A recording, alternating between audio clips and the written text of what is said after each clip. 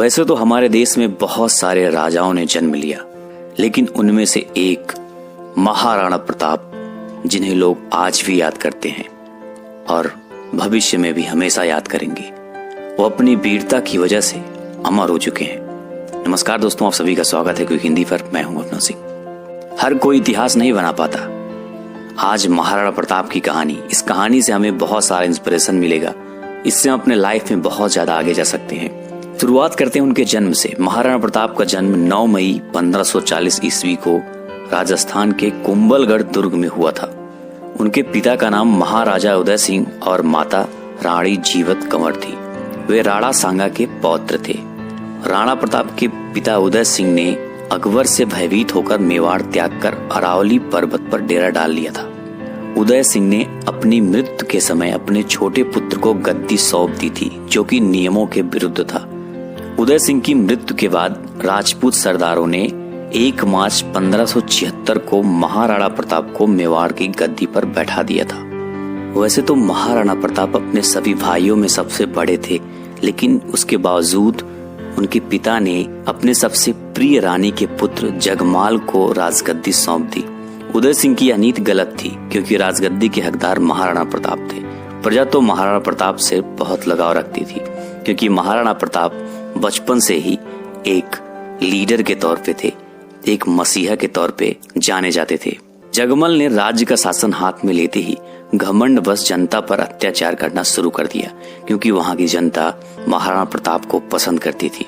जनता पर अत्याचार देखकर राणा प्रताप जगमल के पास गए और उनसे पूछा कि यह अत्याचार करके अपनी प्रजा को असंतुष्ट मत करो।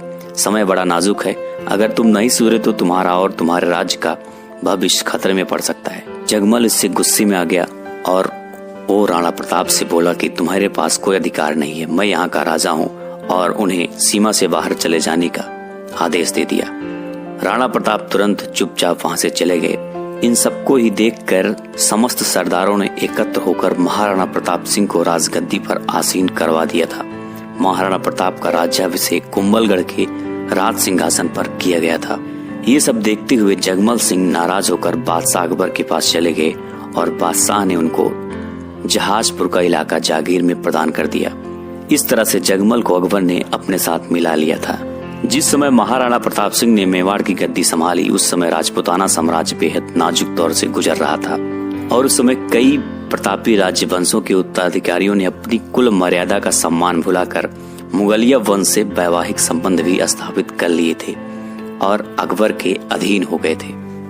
लेकिन वीर महाराणा प्रताप कभी भी अकबर की अधीनता स्वीकार नहीं की। महाराणा प्रताप जिस घोड़े पर बैठते थे, वह घोड़ा दुनिया का सर्वश्रेष्ठ घोड़ों में से एक था।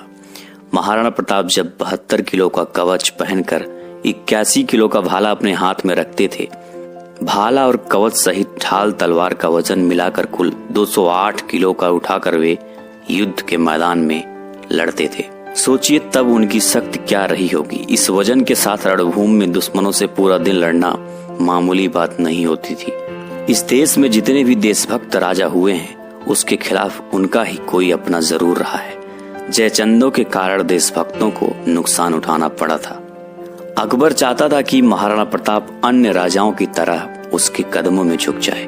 महाराणा प्रताप ने भी अकबर की अधीनता को कभी स्वीकार नहीं किया।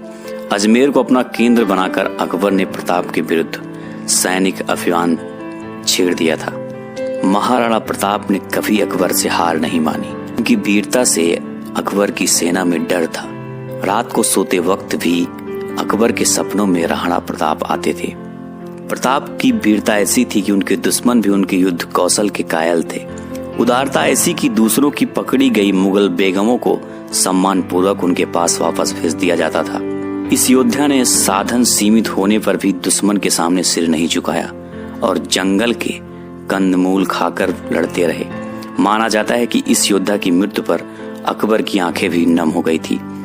हल्दी घाटी के युद्ध के साथ ही महाराणा प्रताप की वीरता की चर्चा पूरे देश में होने लगी थी और उनकी वीरता की चर्चा आग की तरह देश में फैल रही थी। बहुत सारे राजपूत महाराणा प्रताप को अपना नेता मान लिए थे। अकबर को इसी बात का डर भी सताने लगा था। हल्दी घाटी के युद्ध में अकबर के पास मुगल, राजपूत, पठान योद्धाओं के साथ जबरदस्त तोपखाना भी था। अकबर के प्रसिद्ध सेनापति महावत खान, आसफ खान, महाराजा मान सिंह, शहजाद सलीम भी उस मुगल वाहिनी का संचालन कर रहे थे, जिसकी संख्या 80,000 से 1 लाख बताया जाता है।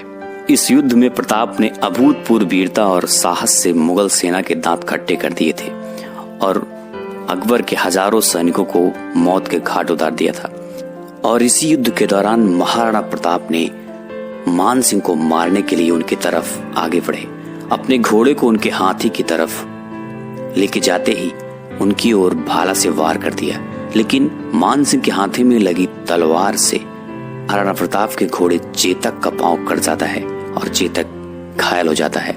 चेतक के लड़खड़ाने की वजह से राणा प्रताप भी लड़खड़ाने लगते हैं और इसी को देखते हुए विकट परिस्थिति में झाला सरदारों के एक वीर पुरुष ने, जिनका कद महाराणा प्रताप जैसे था, महाराणा प्रताप का मुकुट और छत्र अपने सिर पर धारण कर लिया था। मुगलों ने उसे ही प्रताप समझ लिया और वे उसके पीछे दौड़ पड़े। इस प्रकार उन्होंने राणा को युद्ध क्षेत्र से निकल जाने का अवसर प्रदान कर दिया था। हालांकि प्रताप बाहर नहीं जाना चाहते थे, लेकिन उनके उस सरदार ने उन्हें जाने के लिए विवश कर दिया, क्योंकि भविष्य भी देखना था। वो नहीं रहते तो आगे क्या होता, ये सब समझाकर राणा प्रताप को युद्ध से उन्होंने बाहर कर दिया और खुद युद्ध भूमि में वीर गति प्राप्त हुए थे। राणा प्रताप के साथ साथ उन्हें भी आज याद किया जाता है। उसी हल्दी घाटी की युद्ध के दौरान ही उनका प्रिय घोड़ा चेतक का भी मृत्यु हो गया था, लेकिन मरने से पहले चेतक ने राणा प्रताप को एक सुरक्षित स्थान पर पहुंचा दिया था।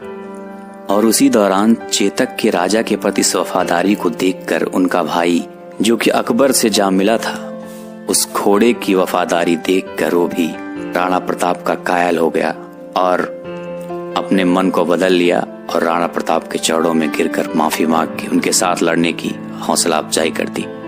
दोस्तों, उनके पास सिर्फ घोड़ा ही नहीं, एक हाथी भी था जिसका नाम राम प्रसाद था।